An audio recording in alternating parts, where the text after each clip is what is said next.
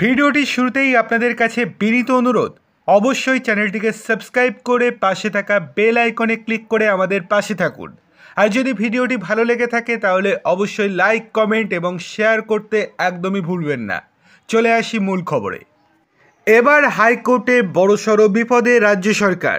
মমতার ডান হাতকেই সশরীরে ডেকে পাঠালো হাইকোর্ট। বছর কয়েক আগে চিটফান্ড কেলেঙ্কারিতে প্রতারিত হয়েছিলেন রাজ্যের কয়েক হাজার সাধারণ মানুষ। টাকা পয়সা সর্বস্ব খুইয়ে কার্যত দেউলিয়া হয়ে গিয়েছিলেন তারা। সেই সমস্ত প্রতারিত মানুষদের ক্ষতিপূরণ দেওয়ার জন্যই একটি বিশেষ কমিটি গঠন করে দিয়েছিল কলকাতা হাইকোর্ট। অবসরপ্রাপ্ত বিচারপতিকে মাথায় রেখে তৈরি করা হয়েছিল ওই কমিটি। এবার ওই কমিটিকে কেন্দ্র করেই এক গুরুতর অভিযোগ উঠল রাজ্যের বিরুদ্ধে। অভিযোগ, কমিটিকে কোনো রকম সাহায্য করছেই না রাজ্য সরকার। কলকাতা হাইকোর্টে এই অভিযোগ করতেই রাজ্যের ভূমিকায় বেজায় ক্ষুব্ধ হয়েছে আদালত। অভিযোগে আরও বলা হয়েছে, দিনের পর দিন রাজ্যের কাছে ওই কমিটি চালানোর পরিকাঠামো, শূন্য পদ পূরণসহ বিভিন্ন আবেদন করা হলেও তা কার্যকর করেনি রাজ্য সরকার। আর এতেই প্রশ্ন উঠেছে রাজ্যের ভূমিকা নিয়ে।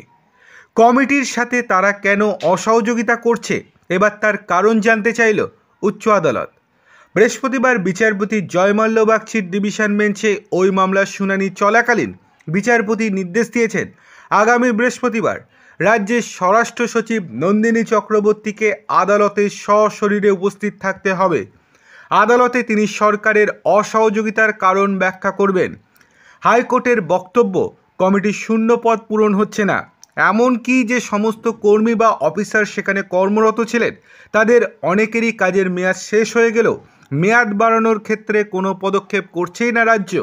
এছাড়াও রাজ্যের বিরুদ্ধে অভিযোগ রয়েছে, কমিটির নতুন চেয়ারম্যানকে রেমুনারেশন বা টাকা দেওয়ার বিষয়ে সরকার কোনো অনুমোদন দেয়নি, এমনকি এখনও বকেয়া রয়েছে আগের চেয়ারম্যানের মোটা টাকাও। আদালতের প্রশ্ন ছিল, যেখানে রাজ্যের আশ্বাস পেয়ে এই কমিটি গঠন করেছিল হাইকোর্ট, সেখানে পরিকাঠামো সহ সব সুযোগ সুবিধা দেওয়ার দায়িত্ব রাজ্যের, কিন্তু বাস্তব চিত্রটা কেন আলাদা? কেন বাস্তবে তা করা হচ্ছে না? এবার সেই ব্যাপারে কৈফিয়ত চাইছে আদালত।